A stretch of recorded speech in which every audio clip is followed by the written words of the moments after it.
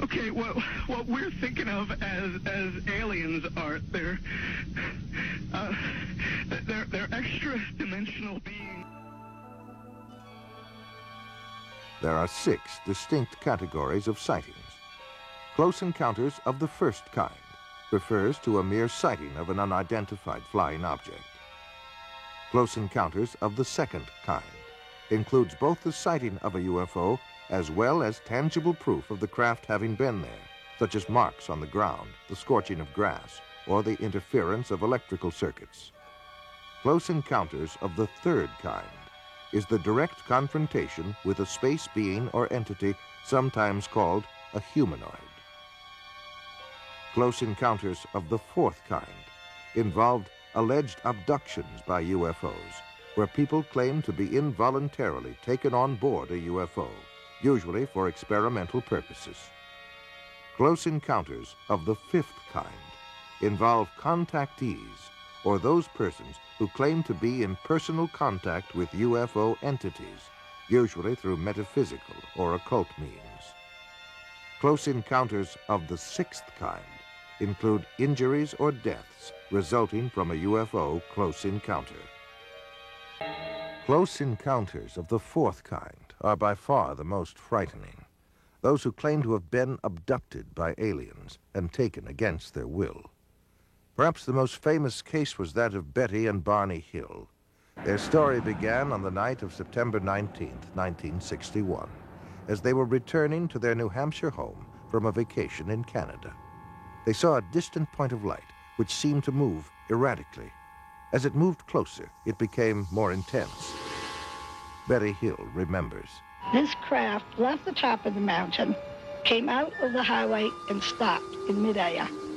Barney took the binoculars and started out of the car in an attempt to identify the craft.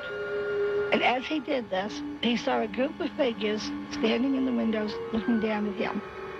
One was saying to him, "Don't be afraid. Keep looking, stay there. Don't be afraid.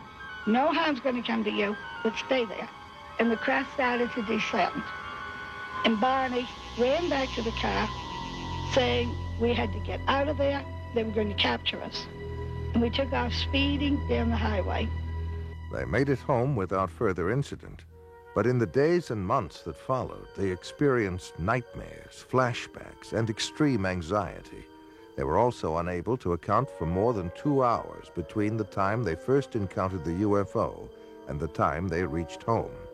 Where had the missing time gone? What had happened? They sought out a psychiatrist, and through hypnosis, Betty and Barney Hill narrated a tale much stranger than the one that had been lodged in their conscious minds. Barney put on the brakes, the car motor died. They separated, came up on each side, took us out, took us in a path through the woods, took us on board, gave us physical examinations. We were being kidnapped. Betty Hill remembers being able to offer a detailed description of her alien abductors. They were all shot. The leader, I would say, was my height, or just a little taller than I am, and I'm 5 foot. They were bald, no hair, no eyebrows, no eyelashes, and no earlobes, no ear, we could say. Very large eyes, very small flat nose, thin slit for men. Betty Hill said that they were most interested in human sexuality and that they communicated through a form of telepathy that sounded like a voice loud and clear inside their heads. Budd Hopkins has written several books on UFOs, including Missing Time and Intruders. He is one of the foremost experts on abduction cases, otherwise known as close encounters of the fourth kind. And now we've come to the conclusion that abduction, of their involvement with human beings, that this is the center of the entire UFO phenomenon, and that actually when people have UFO sightings, it's very possible that what they're seeing is something on its way to or from an abduction of somebody. They're not just flying around up there, they are interested very profoundly in human beings. Whitley Strieber claims to have been abducted by alien beings on more than one occasion and wrote of his experiences in his best-selling book, Communion. I've had, since I wrote Communion, over 55,000 letters from people around the world who've had this similar things that think they have happened to them, and we still get about 200 a week. The Intruders Foundation and the Fund for UFO Research show that 1 out of every 50 American adults, 3.7 million people, indicate that they may have had an abduction experience with an unidentified flying object. These experiences sound crazy. It sounds impossible. It is impossible according to our physics, but we often use hypnosis to help flesh out all the recollection. A top scientist, Dr. Leo Sprinkle, conducted a 5-year study of 82 persons who reported UFO experiences. Most of them were able to relive the experience through hypnosis, and all suffered severe psychological disturbances afterwards. They claimed to have been taken inside spaceships and examined by humanoids who communicated telepathic messages to them. Dave Hunt is an investigative journalist. His research and consulting expertise takes him around the world. Cal State University, Long Beach. And again, I forget the names of the scientists there who were working on this, and this is a number of years ago now. They did research, and they took people at random. And unless you're going to say everybody's been abducted, they took people at random and who had no such idea, no indication they'd ever been abducted. And they hypnotized them, took them into a deep state, then suggested that they were being approached by a UFO, asked them to describe it. Their description was the same as the others. They suggested, you're being taken aboard, or what do the entities look like? And they came up with similar descriptions, and then when they're taken aboard, they're, what's happening to you? Well, I'm getting a medical examination, you know, or... In his book, Secrets of the UFOs, ufologist Don Elkins made the following observation. I have found that some people can achieve the contact phenomenon simply by being hypnotized, and the same general message permeates over 90% of the millions of words received by thousands of people around the world. No one knows what hypnosis is. No one knows what goes on in the mind. It's an altered state of consciousness like yogis and witch doctors have been practicing. It loosens the normal connection between your spirit and your brain, and of course if the hypnotist can control you, make all kinds of suggestions, make you think things are happening that are not happening, make you think you have powers that you don't, experiences that you haven't, even implant memories. Other beings, if there are other minds out there, they could also do the same thing. Sir John Eccles, Nobel Prize winner for his research on the brain, describes the brain as, quote, a machine that a ghost can operate, unquote. What he means by that is your spirit operates your brain in a normal state of consciousness. In an altered state, reached under yoga, a TM, hypnosis, you have loosened the normal connection between your spirit and your brain, and that allows another spirit, other entities, other minds to interpose themselves and begin to tick off the neurons in your brain, create a universe of illusion. I believe that it's demonic. I think all of the evidence indicates this. In his book, Flying Saucer Pilgrimage, Bryant Reeves in this statement. From our analysis, the teachings of the space beings appear to support many of the principles taught in Oriental philosophy by seers of the Far East. UFO researcher John Weldon then offers this question. How credible is it to think that literally thousands of genuine extraterrestrials would fly millions of light years simply to teach New Age philosophy, deny Christianity, and support the occult? And why would the entities actually possess and inhabit people just like demons do if they were really advanced extraterrestrials?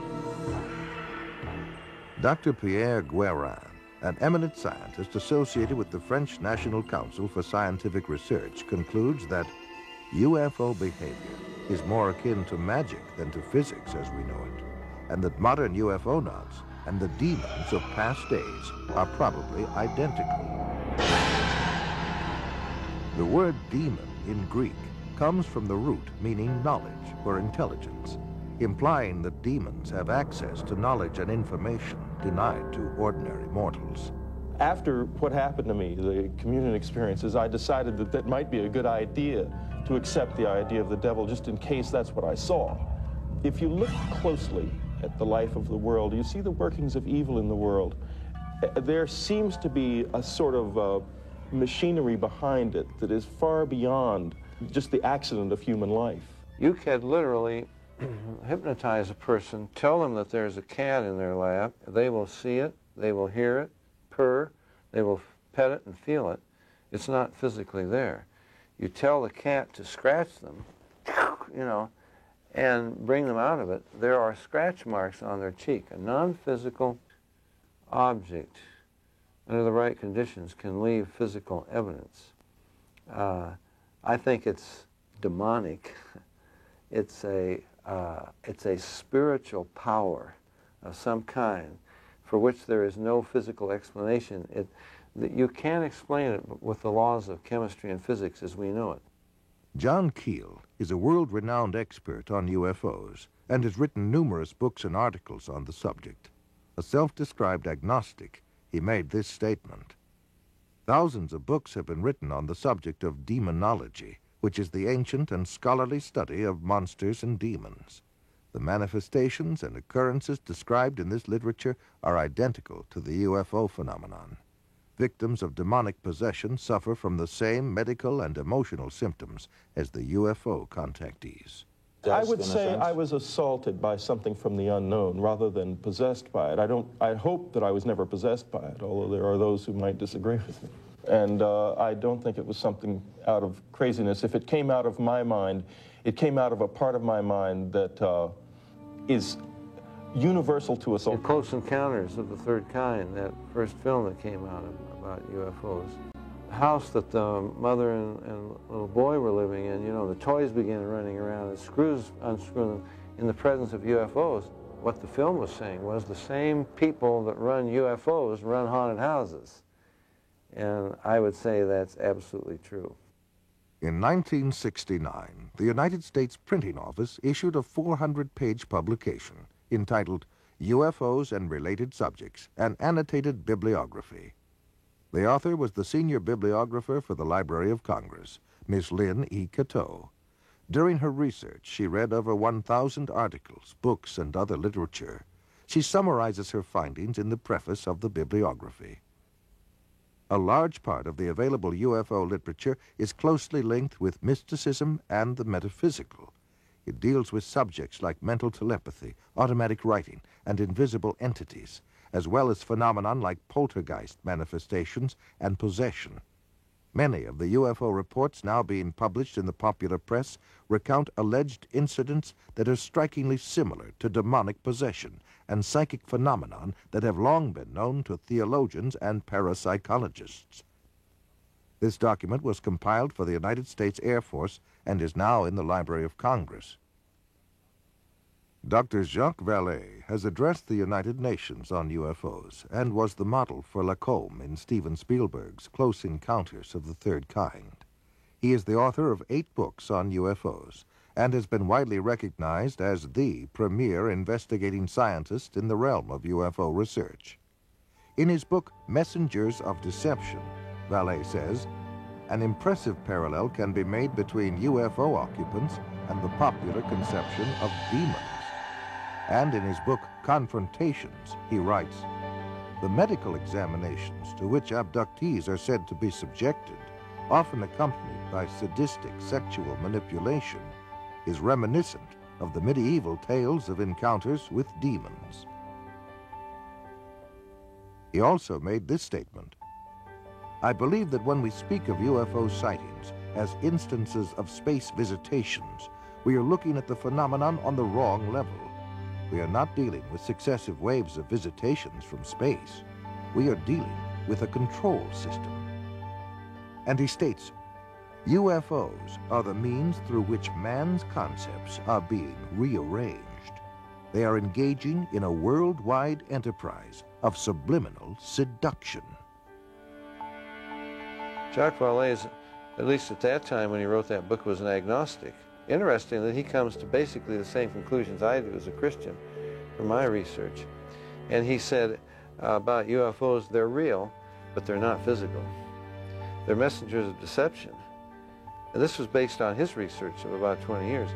They seem to be psychologically preparing, setting us up for some ultimate delusion that is too horrible even to imagine as yet. I would agree with that.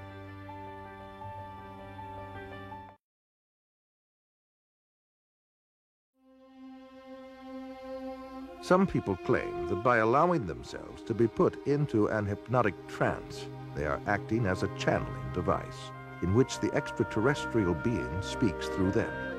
The following is an actual sampling of those messages. We come from the Interplanetary Confederation of Solar Systems, and our purpose is to aid our brother man on the planet Earth as the new age dawns. The teacher that was known to you as Jesus was able to use many more of the abilities than the people of this planet. Unfortunately, man upon planet Earth has misinterpreted the meaning of this man's life. He was no different from any of you. He was simply able to remember certain principles. These principles may be realized by anyone at any time. It is only necessary that you avail yourself to our contact through meditation in order to begin to re-realize that which is rightfully yours, the truth of the creation and the truth of your position in it. Know ye not that ye are gods? We have been puzzled at times by the inability of the people in general of this planet to be awakened to this simple truth. We find that the state of hypnosis brought about by the evolution of thought of the people of this planet is so great that it is necessary for him to maintain a constant awareness of his spiritual nature with meditation. Man is now in the transitional period before the dawn of a new age. With peace, love, brotherhood, and understanding on man's part, he will see a great new era begin to dawn.